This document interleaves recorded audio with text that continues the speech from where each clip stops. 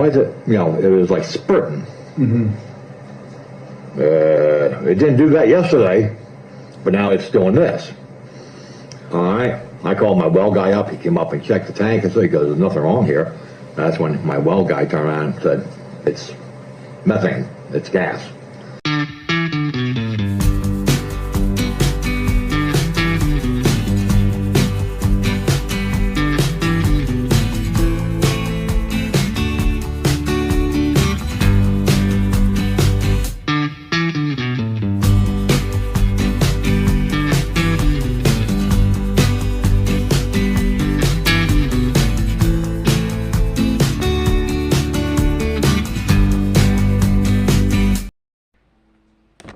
But immediately the company went right down there, here, sign this gag order and we'll give you water. But if you talk to anybody, now here's the kicker, you talk to anybody, we'll yank the water out of here, we'll kill your dang God, you won't get your royalties or anything else on. You can't talk to DEP, talk to a lawyer, you can't talk to anybody, sign this piece of paper. Hey, it's Jordan. I am in Flint, Michigan, East Palestine, Ohio, Tumwa, Iowa. Please support the only independent outlet on the ground covering what the corporate media covers up.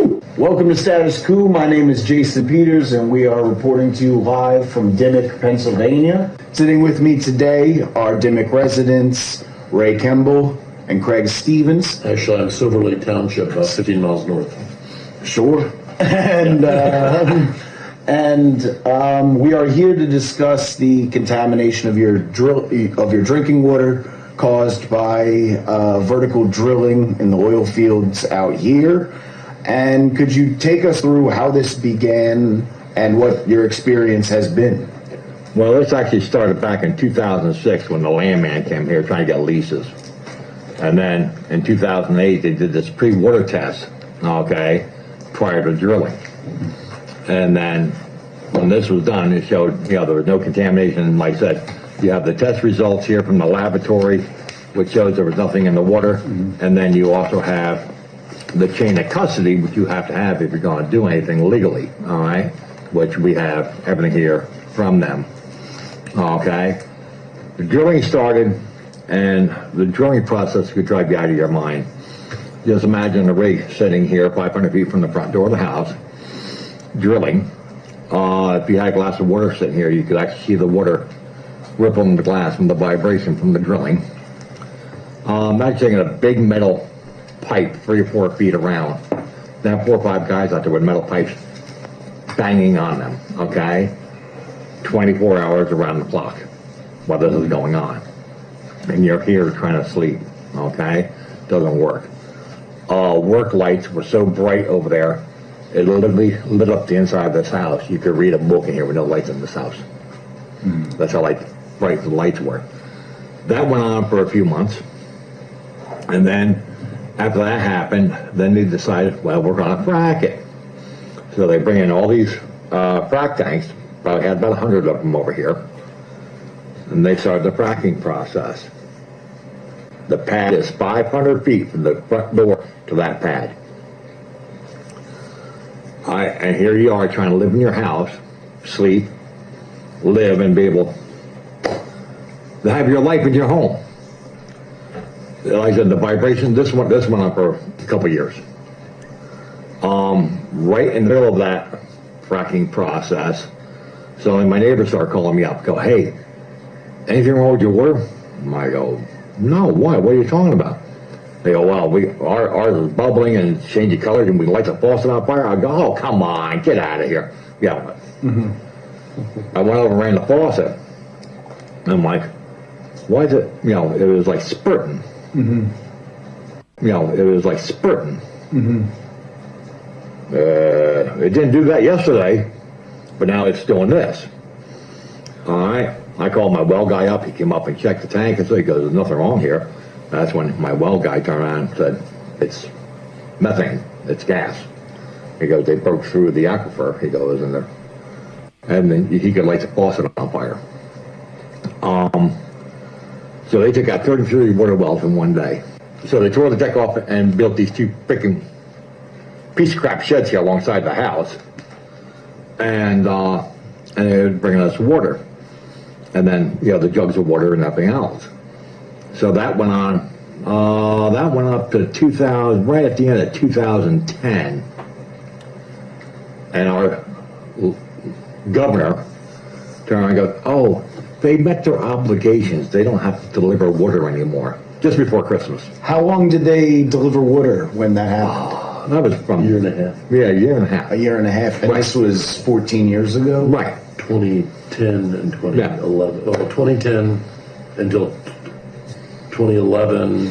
November. It was November 29th, 2011, when the Governor Corbett, I affectionately call him Governor Drillbit, he lifted what was in place. They didn't have to deliver anymore, even though there was no change in the water quality. They just, because it was uncomfortable to have the companies. Otherwise, another fucking lying goddamn governor is what it is, okay? Another piece of shit heard from. They find out that the water's getting polluted and fracking stops, correct? No. Fracking does not stop? No. Okay, walk me through that. All right. So they stopped them from fracking, and where this red line is, they stopped them from fracking and drilling inside this 9-mile moratorium. But they can do whatever they want outside this area. Got it. And you still have water pollution going on in Montrose, over in Rush. Everywhere else here, there's still water contamination going on, okay? Just outside the moratorium, right down here on Hunter Road, there's a mega pad down there of theirs. That's where these people live. And that took out, I think, 9, 10 houses, took out their water wells, okay? But immediately the company went right down there, here, sign this gag order and we'll give you water. But if you talk to anybody, now here's the kicker, you talk to anybody, we'll yank the water out of here, we'll kill your dang gone, you won't get your royalties or anything else on, you can't talk to DEP, talk to a lawyer, you can't talk to anybody, sign this piece of paper. And I started delivering water to 19 families. The very first day I went up there to get water, I was assaulted. The very first day on private property, I was assaulted by a neighbor down the road. I called the police up because I was physically assaulted. I could have beat the crap out of the guy, but I didn't. Okay. I didn't want to stir any trouble up for them on their property. So the cops come. Well, they want to know where's my registration. They want to see my insurance. I didn't call you about my truck. I called you because I was physically assaulted. But they want my registration, or was that truck weight and everything else. I go, it's 14 tons. It's not 14 tons, but I just told them that because the cop was pissing me off, okay? And when the cops are right in with the industry, so he does the thing and everything else on it. He basically does nothing, okay? It was maybe a week and a half later, 10-ton weight limits went up on every road in Montrose. To effectively stop you from delivering water? Right, so therefore, I said my truck weighed 14 tons. They put up 10-ton weight limit signs on the fucking roads. I showed back up the hydrant to get water. Immediately, the police car was there like this here. You can't be here. You're 14 tons, man. You're overweight and everything else. Well, I don't know what the hell you're talking about. My truck's only weighs 12,000 pounds. That's a good workout of you. And he's just like, look at the registration. It's like, and he just turned beat right. He was so damn mad. All we were doing is getting water for people that needed water. Yeah. And I am attacked. I'm crucified. They've tried to arrest me. I mean, the shit has gone on just to get water. I mean, For how long have you had to go out and get clean water?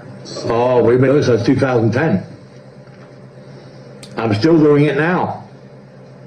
Can you take us through a bit of what your water was contaminated with, what the problems Well, were? you got the test results right there. I mean, I saw it in the Yeah. back. I saw it in the back page with the uranium. Yeah, I read through this a bit. This study came from the DEP. DEP, the Department the Department of Environmental Protection of Pennsylvania. So, Don't expect protection.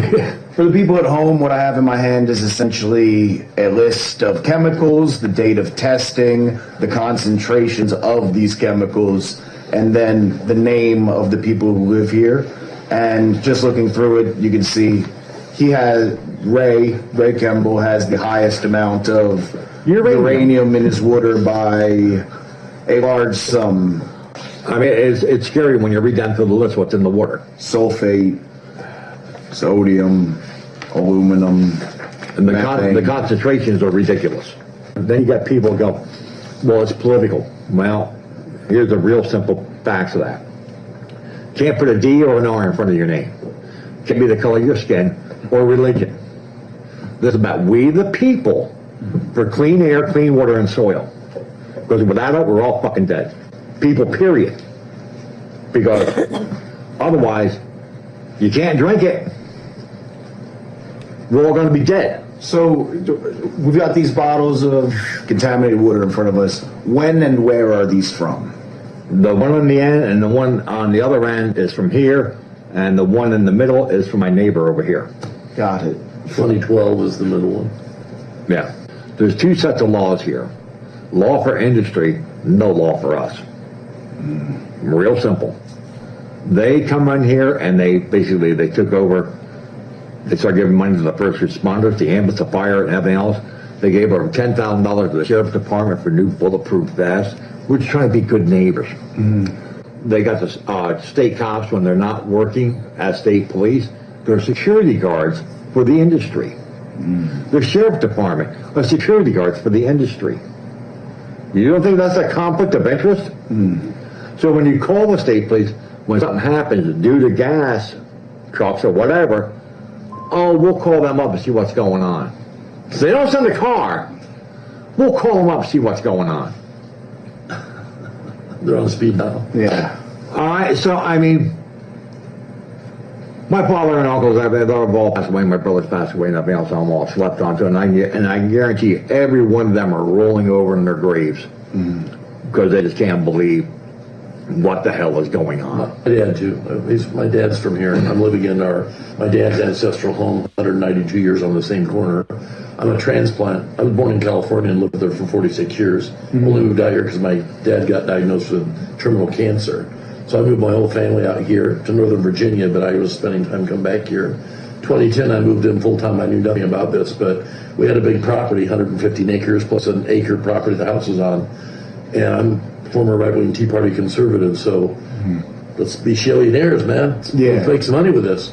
We let them put a pipeline across the property. That was the biggest mistake we ever did. I've got photographs here of the pipeline installation. They blew the backyard creek out 8 times trying to put a 16-inch gas pipeline underneath our backyard trout stream that was 20 feet wide. Blew the bottom of it out 8 times in a row, and the DEP let them do it. You can't talk to elected officials because they're all bought and paid for. I hate to say that, every single one. There's not a D or R in that aren't influenced by the money from the industry in that building. 250 plus elected officials, every single one. Cuomo wanted to drill in Southern Tier, 10 test wells. We said, no, why don't you come down? So we had, I think we toured 40 assembly members here, 8 senators, sitting senators, hundreds of township supervisors, mayors, county officials, everyone. Why? Because if you're going to consider doing what they're doing here, there, and my mom's, by the way, from Oswego, New York, so I'm a 5th generation New Yorker. I live in my 6th generation family farmhouse, and I'm a native Californian and a former conservative Tea Party guy. So I'm not exactly the guy. They tell us we're lefties and I'm working for Putin. No, you don't know who you're talking to. Yeah, NRA recruiter. People say that to you? Oh, yeah. Top recruiter of the National Rifle Association for 4 years in a row. Got my orders from Charlton Heston. The left-wing people don't do that, okay? But we ended up working with all the people that are on the left because they're the only ones that showed up to help. That's who shows up. That's when you appears Sean Lennon, Yoko Ono, Susan Sarandon, and Arun Gandhi. That's right here, my driveway. They were here, and at my house, too. Wait, say that again? That's Sean Lennon. Sean Lennon, yeah. Yoko Ono, Susan Sarandon, and Arun Gandhi, Gandhi's grandson. That's the tour right here that I did. I was the tour guide for that one. Went to my house for lunch, went over by my house where there was damage, and we ended up here. Why? Because we figured, let's put a spotlight on this. All these folks from out of state, celebrities, politicians, they seem to be receptive. Right. Ireland. But everything is falling on deaf ears in Pennsylvania. Or do you guys have an ally? It's not even deaf ears. There's no deafness. No, these are they've got sonic, protection on their ears and eyes. They don't hear anything we have to say. I'll tell you what, probably 2 years ago, we had a meeting with the Speaker of the House. And I kind of lost it in that meeting. Of Craig figured, all right, here comes Brian Cutler when he was. here come the security guards. We're going to get dragged out of here. Yeah. Because I sat there and looked at the speaker of the house now. I go, I got a fucking bone to pick with you. Craig's like, all right, here we go. We're going to get dragged out of here now, all right? And I kind of went off on a hoot on him about lobbying, okay? So lobbying should be illegal. It shouldn't even be in this freaking building, all right? He goes, Mr. Kevin, please calm down. I mean, I was getting pretty irate, all right? He goes, you're right, Lo. The lobbyists outnumber us 3-1. This is the Speaker of the House now in Harrisburg. Republican. Okay? 3-1. Okay, they outnumber our politicians. So you have this many lobbyists in that building spending hundreds of thousands, millions of dollars, or whatever the hell they're spending onto it, to overturn our politicians, to change the fucking laws, so they can do whatever they fucking want, and we have no rights whatsoever. That's what you were voted in office for in the first goddamn place. We put you in office to do your fucking job. Not see how much money you put in your fucking pocket from the industry. My dad had a or any other corporation, I don't care. But right now, the biggest corporation fucking around here right now is them. Elected officials. Nobody can buy my elected official because we already bought them. When you vote for them and you pay their salary, they can't get bought. Yeah. If anybody is influenced, It's just water people. if anybody's influenced their decisions, it's being done against their oath of office. Because their oath of office, my dad was a big Constitution guy. That's why idiot carries the rule book, right? That's the U.S. Constitution. If you don't know it, the Pennsylvania Constitution, Article 1, Section 27, clearly states we have a right as Pennsylvania citizens to clean air and clean water. It's stated in it. Since 1971, 53 years, it's been in there. Even Shapiro spouted it off at the press conference up here. Yep. To it when they admitted guilt, okay? But again, fuck the Constitution. If you have nobody that's going to enforce it, what good is it being written on a piece of paper? And nobody here will enforce the Constitution. My one question is, it was kind of in style or not uncommon to hear politicians say they were against fracking a few years ago even, but it seems like the tide has turned on that and now both parties support it. Is there, which is just the case, like we had, but was there ever a point that in time where you guys had hope that something would change, or is there any hope upcoming? Well, yeah, when Bobby was here, he was running for president, so that's who I was going to vote for, was Bobby Kennedy Jr. And now he's not there anymore. He's not, because of what went on with the Democrats, stopping him. So I'm not going to vote. I'm not going to vote. Yeah. I can't vote for either one of them. Yeah. Because they're both pieces of shit. Well, here's the problem. No, I can't. I've offered for Donald Trump to come here, and we've asked Kamala Harris's team to come here and see it. Because if they're for it, we want them to see what they're for. That's how Mark Ruffalo, Mark Ruffalo and Kennedy were for gas because they wanted to get rid of coal in 2010. Until they were brought here and saw this. Then they flipped their position 180 degrees. That's how we do it. We educate them, right? That's what we like to educate them. So we're open to anybody coming here to be educated on what's going on. Okay, so do you want to talk about this documentary that you have, Blowout the Movie? Yep. Like I said, the website's on the back of it. Blowoutthemovie.com. Yep. So let me show you what the research center does. We get in February, early February. And for the people at home, the research center is here. Yes. You have turned your home into an environmental research. So we get an email from Frac Tracker, which is an organization It's down in Southwest. this right here. It's the Dimick Environmental Research Center. We're a 501c3. So anybody wants to donate to us, they can do that. Go to the website, Dimick Environmental Research That's Center. our neighbor's water. We get an email. This poor young woman frantically begging for help. This is just earlier this year because their water went black. They got two little children, 4 and 6-year-old boys, who are getting chemically burned in the bathtub. Chemical burns, okay, from the water coming out of their well water. This is the mom. Chemical burn. So begging for help. So what do? We invite them over here. We introduce them to what's going on, and then we group together and bought a 1,000-gallon water tank, and That's $2,000. $2,000. That's I bought the water pump, which is That's $700. Ray went over there and helped the husband. That was 5 hours. Plumb it all in. That was 5 hours work plus a few $100 in miscellaneous parts. And now they're on our. Now they use our well, my hydrant to get water. To get water. Guess what happened as soon as they came off their well water?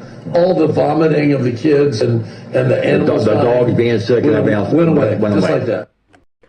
What does a paper mask and the Constitution have in common? Nothing. Neither one of them will help you. Alrighty, we have got one that is ready, I think, to be tied down. I don't think we could do another one. So what we're going to do with this one is we're going to go underneath this one and try to put it in there. Okay, I got to get rid of the stick pin now. There we go. And we got rid of the needle. Okay, I gotta find that. Alright. Let me go find my thing that I need. Alrighty, let's see what we can do about finishing this. This one right here. Alright, now we need to weave this one into it so we can sew it down. So I'm going to take this one and I'm going to go like that, and I'm going to keep on doing it until I don't have it out here no more. Alright, what's going on? String. The string making it. Where's the hole? What? Where's the hole at? What do you mean? The hole? I got the hole. I've been putting it in the hole. You can see the hole. Okay. This is for supper. Alright, I'm going to take this one and I'm going to pull it back through this one. Now, therefore, it's like that. Now, let's put that over there because I'm going to need to get... Got me a needle and thread here. What is it? What is it? Hopefully they don't need the needle. Alright, let me do this real quick. I don't want to lose my spot because in it, I will lose my spot. I know. Alright, so there we go. And I don't like these big scissors. I don't know what happened to my other scissors. But these right here are too big to really be doing this. If you could tell in the last one, I overcut it. And I don't think I have another pair of scissors that's that small. Alright, now, what we're going to do is we're going to just take and we're going to start making some stitches. Can I do it? And no, this is a needle. You don't need to be messing with a needle. You just stand there and watch me go. If we do that, I can. If I do. I think that right there would be enough to hold it in there. Yeah, because it's flooded. So, we're going to tie it off.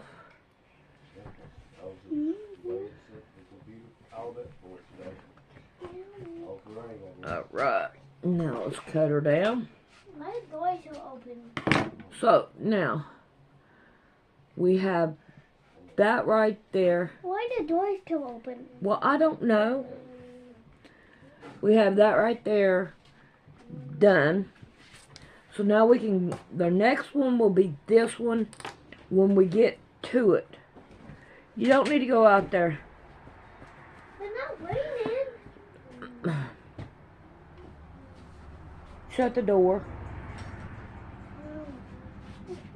It's starting to get cold and you don't need to be out there. Alright, here we go. We're going to put this one down here. And I've been using this for just a place to stop at. Cover your mouth when you're coughing. I don't want your germs all over me.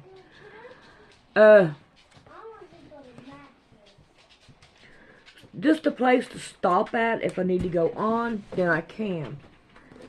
It's starting to really look good, and I am glad that it is. Alrighty, now we have to go back and start working on these other ones to get them done. Alrighty, there we go. We'll be back to it in a little while. I don't crash, right? This is how you do crash, right? What I'm about to tell you is beyond comprehension. It's the kind of thing that makes your blood run cold when you realize how deep this rabbit hole goes. Today, I'm talking about the real rulers of the world. BlackRock, Vanguard, and State Street, the big three asset managers who are puppet masters pulling the strings of the entire global economy.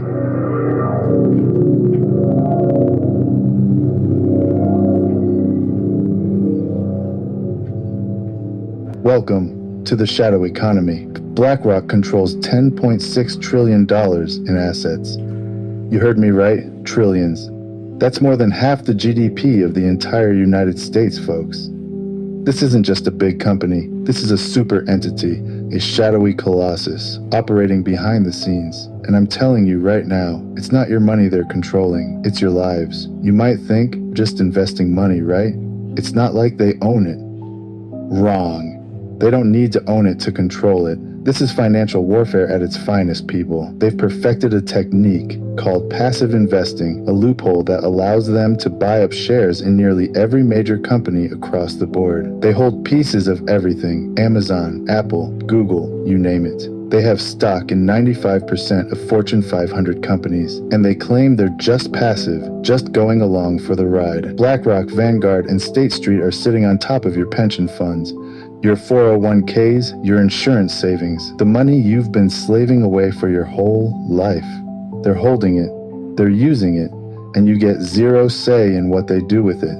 It's like a pyramid scheme, but worse, because this time, the pyramid is the entire financial system. They use these index funds and ETFs to buy small stakes in every company, which might sound harmless, but here's the kicker. When you own 5% of a company and everyone else owns fractions of a percent, you're the biggest player at the table. And guess what? The votes, they get the votes. Your retirement savings are the bargaining chips for BlackRock's power plays. This isn't investing, this is universal ownership. They don't have a stake in the game. They own the entire casino. When you look at the big picture, it's clear. We're not dealing with a financial firm. We're dealing with an empire. BlackRock's strategy is to own a slice of everything so that they're always winning, no matter which companies rise or fall. It's a new kind of monopoly, a neo-monopoly that transcends traditional competition. Think about it. If they own pieces of all the major airlines, all the big tech companies, all the major banks, then they don't care which one wins because they profit either way. This isn't capitalism, folks. This is something far more sinister. It's like a financial octopus. Its tentacles wrapped around every sector, squeezing tighter and tighter. Why would they want control over every aspect of the economy? Because it's not about the money, folks. It's about the control. This is a move straight out of the globalist playbook, the same playbook used by the World Economic Forum. Larry Fink, the CEO of BlackRock, isn't just a finance guy. He's a globalist insider, rubbing elbows with Klaus Schwab, pushing for ESG scores, and advocating for stakeholder capitalism, which is just fancy talk for centralized control. And here's the kicker. These guys aren't accountable to anyone. They've created a closed-loop system where they own shares in each other. That's right. BlackRock's biggest investors are Vanguard and State Street, and vice versa. It's an endless money go-round, a self-reinforcing feedback loop of power and influence. It's the ultimate financial power grab, and the average American is completely clueless about it. We've established that BlackRock isn't just an asset manager. They're the puppet masters, quietly manipulating the strings of the global economy. Now,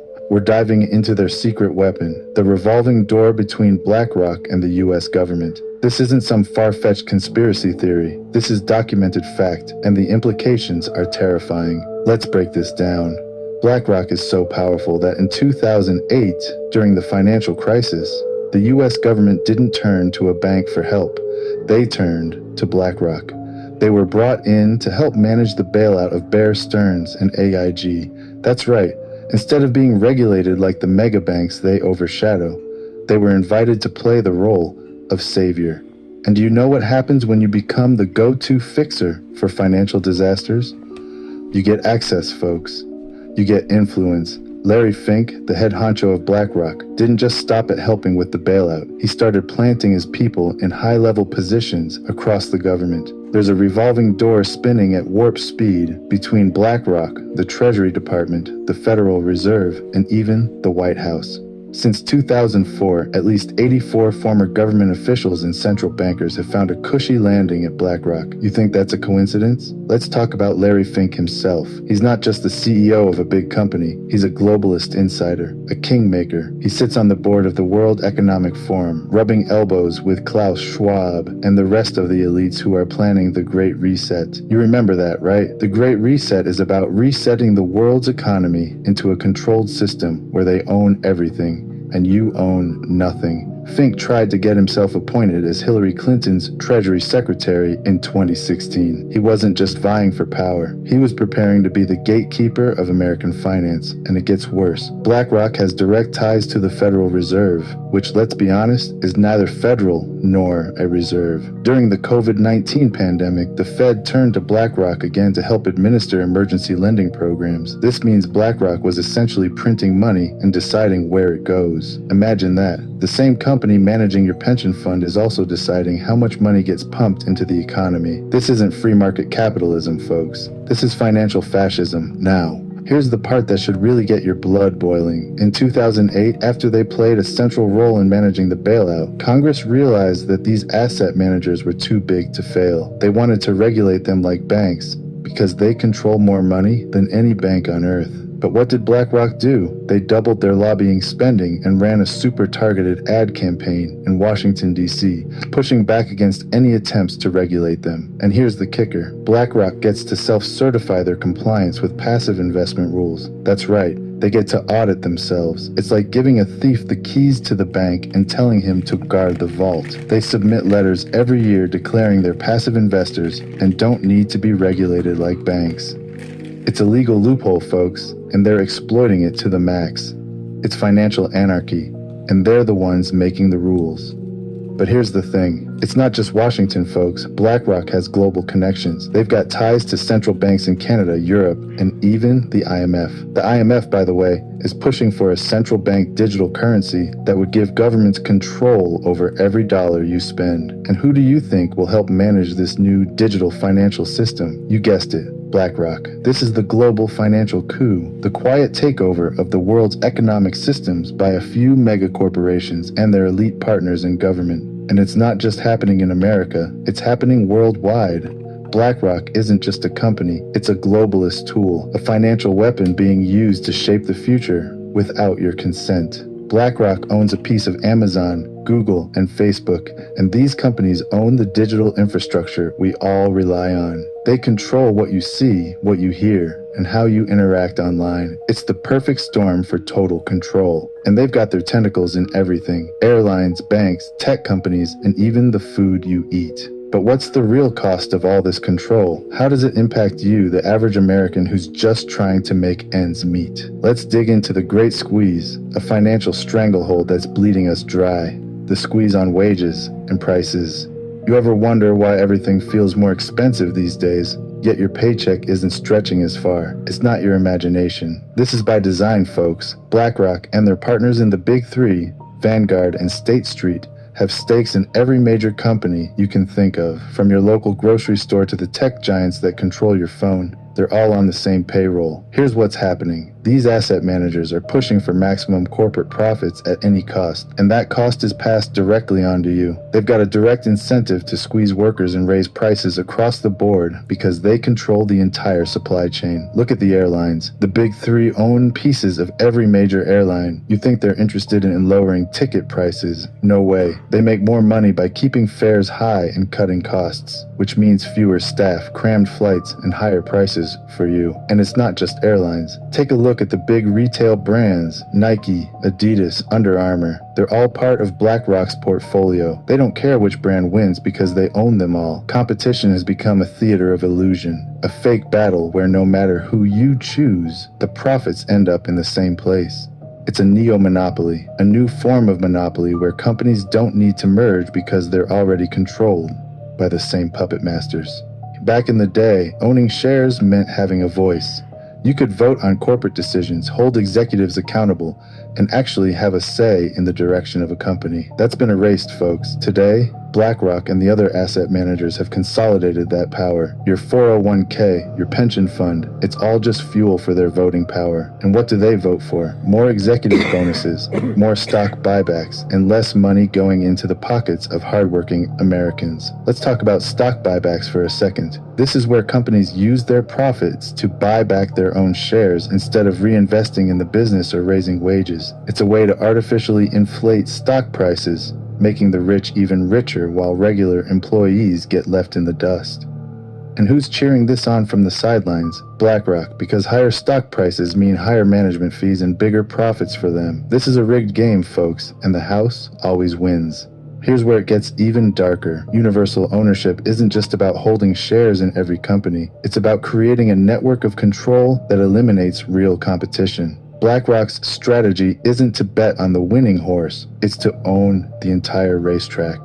They hold major stakes in all the big players in every sector: tech, retail, banking, airlines, energy. It's a web of influence so extensive that it's nearly impossible for any outsider to compete.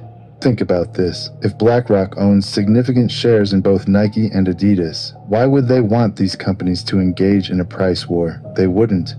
It's better for their bottom line if the companies keep prices high and split the market. This is why everything from sneakers to cereal costs more today. It's not inflation, it's price fixing at the highest levels, disguised as, quote, market trends.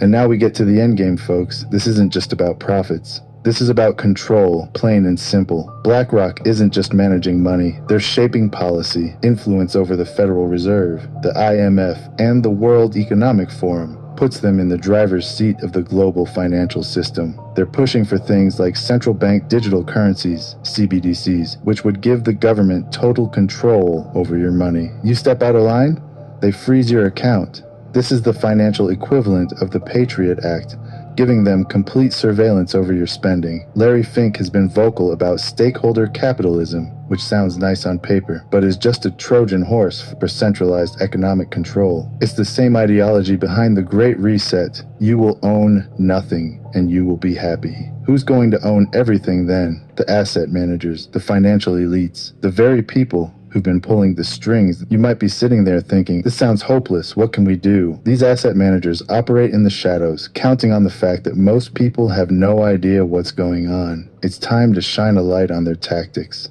expose their influence, and push back against this financial tyranny. We need real oversight. We need regulations that treat these asset managers like the banks they are, holding them accountable for their outsized control over our economy. We need to take back our shareholder rights, demand transparency, and start making noise before it's too late.